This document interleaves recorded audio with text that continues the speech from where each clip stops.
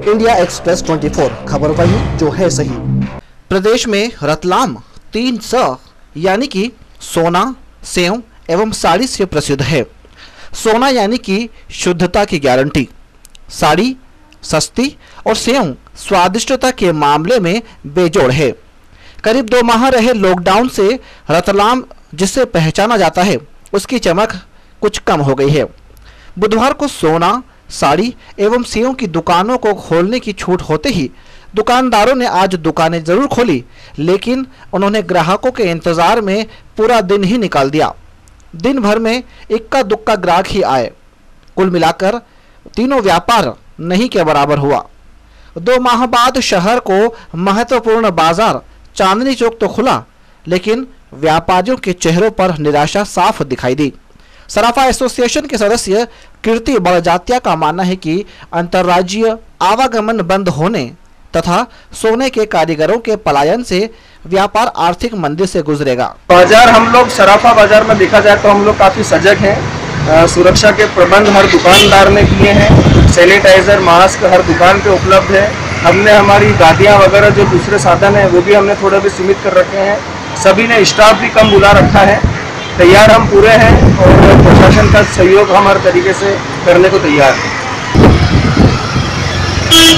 रतलाम सराफे में तकरीबन 4000 के आसपास बंगाली कारीगर हैं और 2 से 2500 दूसरे सुनार और कारीगर हैं। उनमें से काफ़ी संख्या में लोग बाहर जा चुके हैं। अब जब स्थिति सामान्य होगी उसके बाद ही उनका आना होगा। इस वजह से भी अगर अभी कोई ऑर्डर मिलता है तो उसका पूरा करने में बहुत समस्याएं सराफा व्यापारियों के पास में आएगी।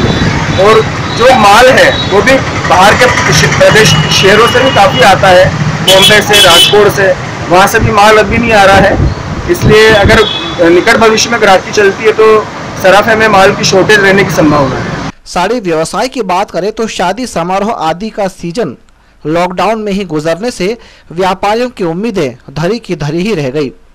रतलाम साड़ी एसोसिएशन के अध्यक्ष संजय चाणोदिया ने तो शासन से इस व्यापार को बनाए रखने की और विशेष ध्यान देने की अपील की है। संघ का अध्यक्ष भी हूँ और पूरे प्रदेश की अगर स्थिति को अवगत किया जाए तो काफी व्यापार प्रभावित हो रहा है। इसकी गणना अभी हम लोग कर ही नहीं पा रहे क्योंकि कुछ व्यापार ही नहीं है, 0 लेवल पे व्यापार हो गया।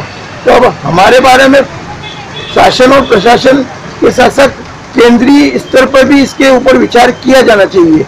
मैं सुझाव देना चाहूँगा, बिना कम ब्याज पे या बिना ब्याज पे लोन दे, जैसे गवर्नमेंट ने वो बिना सिक्योरिटी के लिए लोन देने की बात कही, उसमें काफ़ी मदद मिल सकती है। काफ़ी रूप से सोचा जाना चाहिए।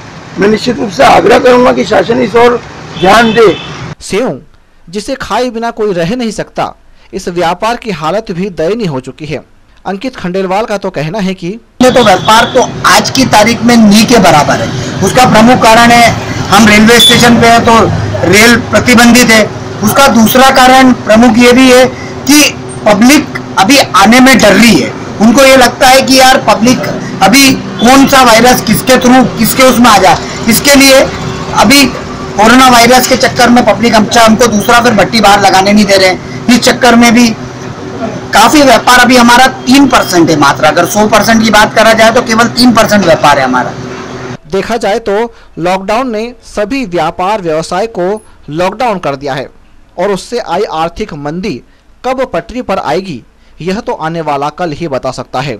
Bureau report, Ratlam. India express 24 खबर वही जो है सही। सिंघम के नाम से पहचाने जाने वाले युवा एसपी गौरव तिवारी का नया अंदाज सामने आया है। ऊपर से कड़क लेकिन अंदर से मधुर व्यवहार के धनी एसपी श्री तिवारी बुधवार की सुबह साइकिल से शहर के नब्ज टटोलने अकेले ही निकल पड़े। ट्रैक सूट पहनकर साइकिल पर उन्होंने दो बत्ती, रेलवे स्टेशन, चांदनी चौक, बाजना बस स्टैंड, सब्जी मंडी में भ्रमण किया। एसपी श्री तिवारी ने जहां सोशल डिस्टेंस का पालन नहीं हो रहा था उन्हें सोशल डिस्टेंस का पालन करने का पाठ पढ़ाया, साथ ही मास्क न पहनने वालों को भी सख्त निर्देश दिए।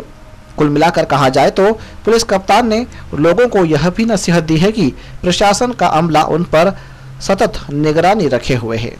इंडिया एक्सप्रेस 24 खबर वही जो है सही। लॉकडाउन के कारण गरीब परिवारों की आर्थिक स्थितियां गड़बड़ाई हुई है। ऐसे में वैसे तो कई संगठन और समाज सेवी संस्थाएं आगे आई है और जरूरतमंदों को सहयोग प्रदान किया है। आदिवासी अधिकारी कर्मचारी संगठन आकाश ने भी इस ओर कदम उठाया और जरूरतमंदों को सहयोग के लिए आगे आए। संगठन के पदाधिकारी रामचंद्र भगोरे के नेतृत्व में सेलाना ब्रिज के समीप रहने वाले गरीब परिवारों को खाद्यान्न सामग्री के किट प्रदान किए गए।